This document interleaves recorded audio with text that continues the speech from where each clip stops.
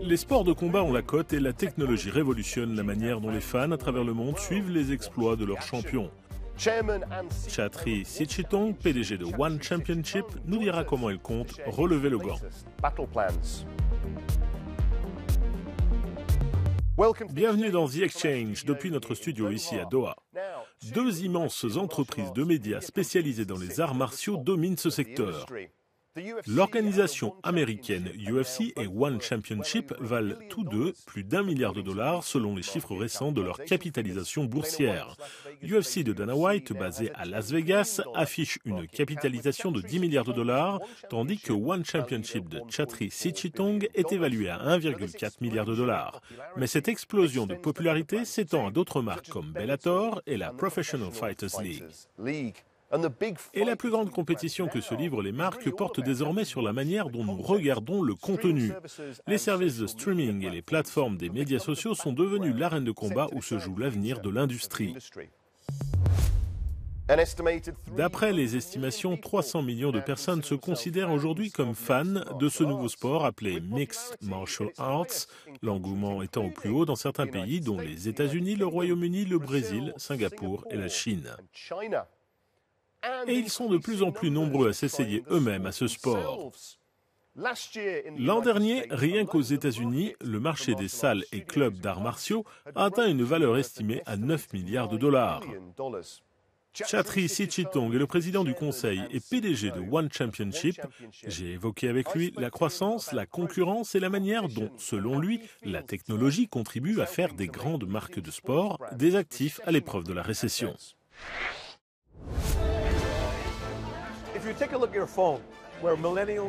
Sur un smartphone, là où se trouvent les milléniaux et la génération Z sur TikTok, Instagram, Facebook, etc., vous ne voyez pas la balle de tennis, ni le ballon de basket, ni la balle de ping-pong, ni le ballon de foot, ni une course de F1. C'est trop long ou alors vous ne pouvez tout simplement pas voir la balle. Mais vous pouvez voir un genou en l'air, un coup de pied à la tête qui met KO. Du contenu de taille réduite en direct, c'est ça les sports de combat avec leurs 3 rounds et ensuite on passe au prochain combat. Vous pouvez choisir les concurrents que vous voulez regarder et c'est très court. Il n'est pas nécessaire d'y consacrer 3, 4 ou 8 heures de votre temps. Vous pouvez littéralement consommer le contenu, l'apprécier, le comprendre et c'est très facile à utiliser. Il y a 5000 organisations sportives dans le monde, mais concernant les 10, 15 ou 20 premières, vous savez que One Championship fait partie des 10 plus grandes. Car il nous est possible d'atteindre une certaine échelle et de susciter la ferveur dans le monde entier. Il y a quelques mois, lors d'un événement unique, nous étions numéro 1 sur Twitter aux États-Unis et dans le monde entier. Au même moment, ce week-end-là, nous étions numéro 1 sur Douyin et sur Sina Weibo, les plus importants réseaux sociaux chinois. Il s'agit de langues et de cultures différentes et pourtant, en un week-end, nous sommes parvenus à enflammer les deux pays. L'un de 1,4 milliard d'habitants et l'autre de 350 millions d'habitants. C'est le pouvoir du digital, c'est le pouvoir du sport. C'est l'un des avantages de One et la raison pour laquelle nous sommes aujourd'hui la plus grande organisation de sport de combat au monde en termes d'audience et d'engagement selon l'agence de notation Nielsen. Et c'est grâce aux bonnes valeurs transmises, grâce à nos héros qui inspirent des pays entiers, qui inspirent le monde avec leur parcours. Ce sont des valeurs d'intégrité, d'humilité, d'honneur, de respect, de courage, de discipline et de compassion qui sont les valeurs fondamentales des arts martiaux. Et je pense que cette philosophie qui fait de One le foyer des arts martiaux trouve un écho dans le monde entier. Une croissance considérable portée par les marques mondiales et les dernières technologies de streaming.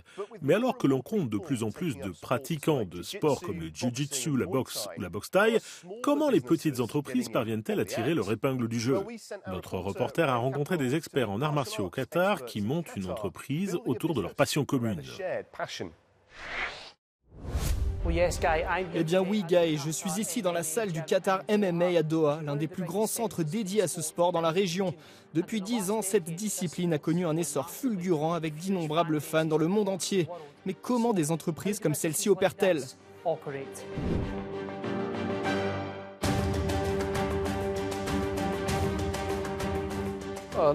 Généralement, il y a énormément d'activités ici.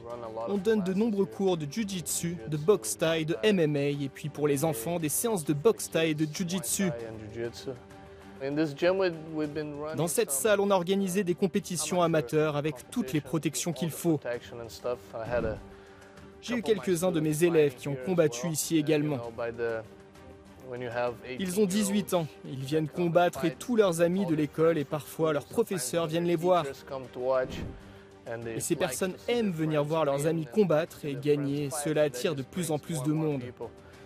Je pense que le MMA ne peut que prendre de l'ampleur, en particulier au Moyen-Orient, puisque c'est un nouveau sport, un peu comme au Brésil et aux États-Unis au début.